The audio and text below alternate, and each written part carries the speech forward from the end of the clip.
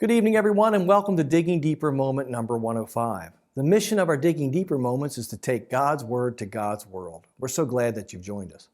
Last week in Digging Deeper 104, we looked at the foundation of the Old Testament. These 5 books are like the foundation of a house, and they are Genesis, Exodus, Leviticus, Numbers, and Deuteronomy. Tonight we begin looking at the second section of the Old Testament, the historical books. I liken these to the floor of a house. These books are the books of Joshua, Judges, Ruth, 1st and 2nd Samuel, 1st and 2nd Kings, 1st and 2nd Chronicles, Ezra, Nehemiah, and Esther.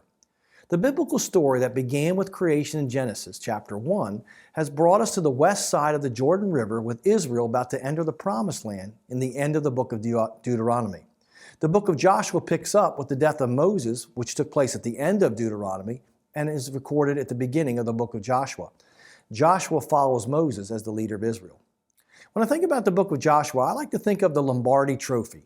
For the book of Joshua is about Israel's conquering the Promised Land. And the events of this book took place sometime between 1400 and 1350 BC.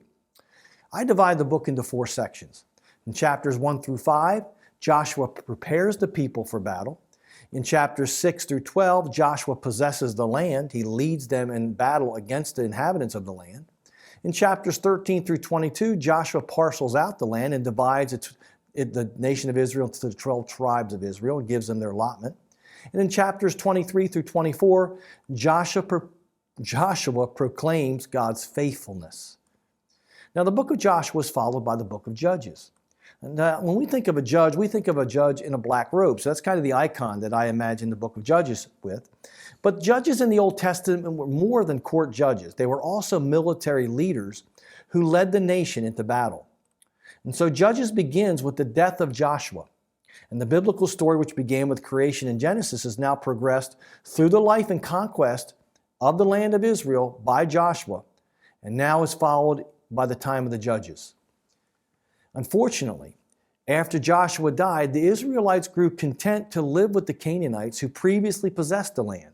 In so doing so, the Canaanites became a snare and led the Israelites into idolatry, which plunged the nation back into bondage.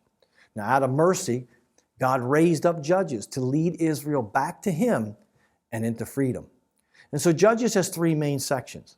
The book begins in chapter 1 through chapter 3, verse 6, with a prologue, which explains the conditions in Israel after the death of Joshua. In chapters 3, verse 7 through chapter 16, the book of Judges gives the history of the oppression and deliverance of Israel under the 12 judges. There's 12 judges recorded in those chapters. In chapters 17 through 22, there's something called an epilogue. It's an explanation, and it explains conditions in Israel that reveal its need for a king.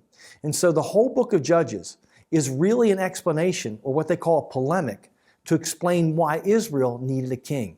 It is a defense of the monarchy under King David.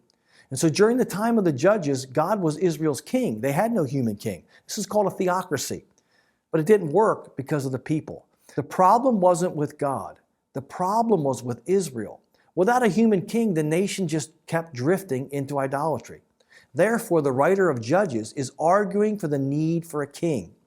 And this leads us to the next book, which is the book of Ruth. And the events of the book of Ruth take place during the time of Judges, sometime near the end of the time of the Judges, around 1050 BC. In the book of Ruth, it gives the lineage of King David, who we will meet in 1st and 2nd Samuel. Ruth is a short book. It only has 4 chapters.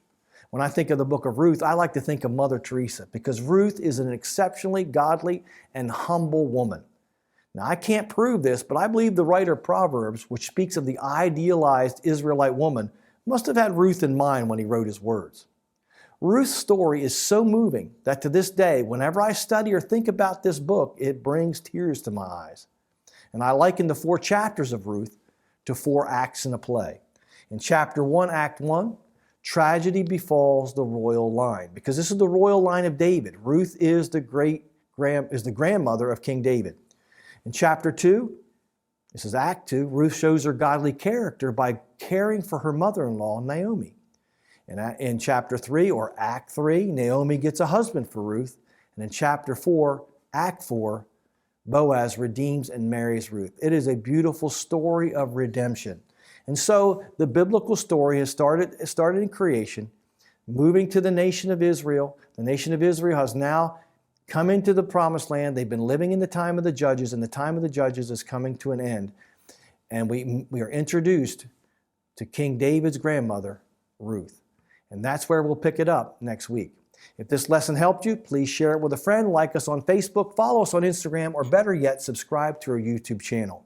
And if you'd like to partner with us as we take God's Word to God's world, you can do so by going to our website and clicking the How to Give tab. I hope to see you next week, and God bless.